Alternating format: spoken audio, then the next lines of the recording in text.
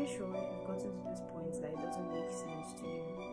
It doesn't really make sense to me as well. And it really didn't make sense to the police department. After further investigations by the Cleveland police and the medical examiner office, it was determined that baby Travion was just too small to either bottle feed himself or put a wipe inside his throat.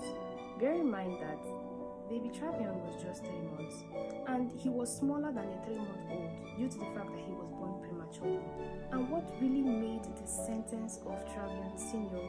look very suspicious was that on the arrival of the choking child to the hospital, after discovering the baby wipe, it was found that the wipe was rolled up and stuck deep into the throat. So the question is, how can a smallish looking child pick up a baby wipe, roll it up and dip it down into his own throat? With all these facts, the case was concluded that the wipes was intentionally folded and dipped into the child's throat.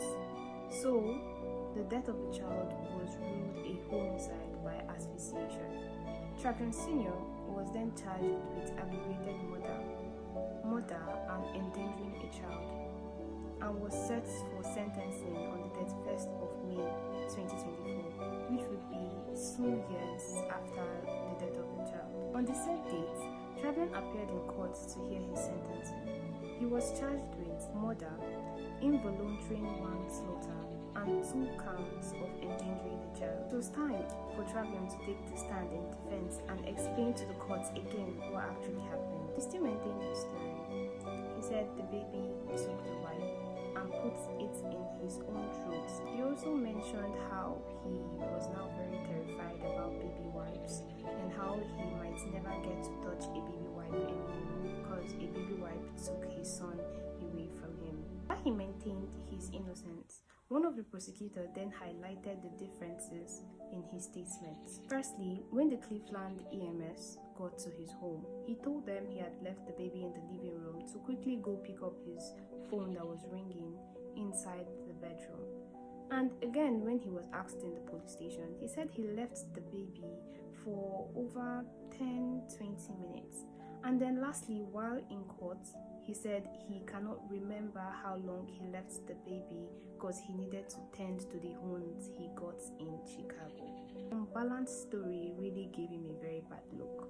After all said and done, because a lot was actually said and done, it was time to hear his sentencing. Travion Sr. was 20 years old at this time, and while he sat listening to his sentencing, he was filled with fear and so much discomfort. Travion Sr. was sentenced to life in prison without a possibility of parole until he has served 15 years. After the ruling, it was time to hear from the baby's mom. She went on and gave a very short statement. She said the state was wrong, the judgment was wrong, and the court was wrong. Apparently, both herself, some members of her family, and Travion Sr. blames the Cleveland EMS. They said they were not able to do their jobs properly, and that caused the death of baby Travion. She mentioned that the court was trying to cover up because it will make them look bad, and took sides with her boyfriend. She said he was innocent and shouldn't face the judgment that he was given. After a short statement, she went back to her seat. The judge told Travion he could appeal his sentence, and Travion accepted. His attorney told the court that he would love to appeal the case. The judge closed the proceedings by explaining to Travion his duties and the particular correctional facility he will be taken to. Eventually, Travion was escorted out of the courtroom, and his girlfriend did something very notable. I couldn't mention this because of how tedious it is, but during one of the presentations by the prosecutors in court, it was found out that Travion spoke to different women in prison while he awaited trial for 2 years, and his girlfriend was present in court while those evidences were brought up. Travion was now escorted out of court the same time as Yuna left court, but before she did, just before Travion left court entirely, she stood and shouted boldly, telling Travion to hang in there and be strong, and that they would get through everything together. Now, this really surprised everybody that was present in court that day, because this is the mother of the deceased child. I mean, she should be fighting for justice to be served. But instead, she stood still, siding and comforting her boyfriend, whom the court has already found guilty and convicted. This happened in 2024, so there are new news about Travion, Asiona, and the court's case. So just let me know if you would want to know about those to the end of this video. So let me know in the comment section what you think.